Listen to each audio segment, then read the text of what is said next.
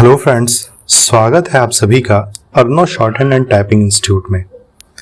आज का डिक्टेशन है दैनिक जागरण संपादकीय दिनांक 19 जून 2026 का, जो कि 80 शब्द प्रति मिनट से होगा। सभी लोग बिल्कुल ध्यान से लिखेंगे। स्टार्ट। अमेरिका और ईरान के बीच स्विट्जरलैंड के बजाय फ्रांस में समय से पहले अंतरिम शांति समझौते पर हस्ताक्षर होने से उसके लागू होने का रास्ता तो साफ हो गया, लेकिन यह भविष्य ही बताएगा कि यह समझौता पश्चिम एशिया में अस्थायी शांति का मार्ग वास्तव में प्रशस्त कर पाएगा या नहीं। यह प्रश्न इसलिए क्योंकि इजराइल इस समझौते से खुश नहीं। यह कहना भी कठिन है कि इजराइल के साथ ईरान भी समझौते के अनुरूप आचरण करेगा। यदि ईरान हिजबुल्ला और हाउती जैसे संगठनों को इजराइल को निशाना बनाने के लिए उकसाता है तो इस समझौते का टूटना तय है।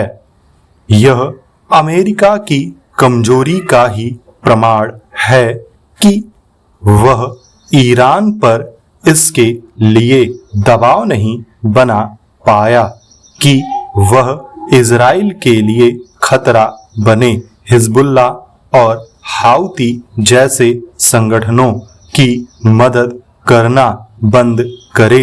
ये दोनों संगठन एक तरह से ईरान के छद्म सेनाएं ही हैं। अंतरिम समझौते पर हस्ताक्षर के बाद अमेरिका और ईरान की ओर से अपनी अपनी जीत का दावा करना स्वाभाविक है, क्योंकि दोनों पक्षों को अपनी जनता को भी संतुष्ट करना है। लेकिन फिलहाल ईरान अधिक लाभ में दिख रहा है। अमेरिका और इजराइल ने जिन उद्देश्यों के लिए बीती 28 फरवरी को ईरान पर हमला किया, वे उन्हें हासिल होते नहीं दिख रहे हैं। ईरान में न तो सत्ता परिवर्तन हो सका और न ही उसकी घातक मिसाइल क्षमता नष्ट हो पाई।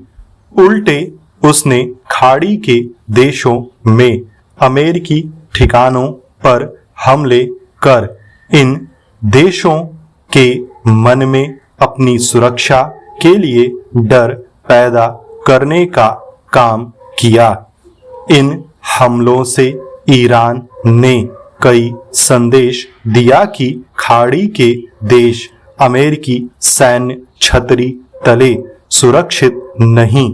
यदि अमेरिका और इजराइल के लिए संतोष की कोई बात है तो केवल यही कि ईरान ने परमाणु हथियार न बनाने का वादा किया है, लेकिन इसमें संदेह है कि वह अपने इस इरादे का सदैव के लिए परित्याग करेगा।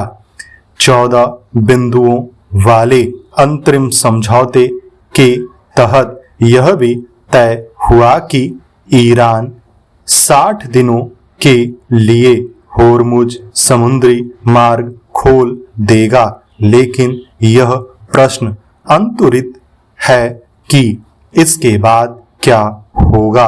यदि वह 60 दिनों बाद इस समुद्री मार्ग से निकलने वाले जहाजों से टैक्स वसूलने लगता है तो इससे अमेरिका की होठी ही होगी। अमेरिका इजराइल और ईरान के बीच युद्ध के पहले यह समुद्री मार्ग सबके लिए खुला था, लेकिन अब ईरान उस पर आधिपत्य चाहता है। यदि वह इसमें सफल हो जाता है तो खाड़ी देशों के साथ अमेरिका को तो झटका लगेगा ही, विश्व अर्थव्यवस्था को भी नुकसान होगा, क्योंकि तेल और गैस के दाम बढ़ सकते हैं। ईरान को यह लाभ मिलता भी दिख रहा है कि अब वह अपना तेल बेचने के लिए स्वतंत्र होगा।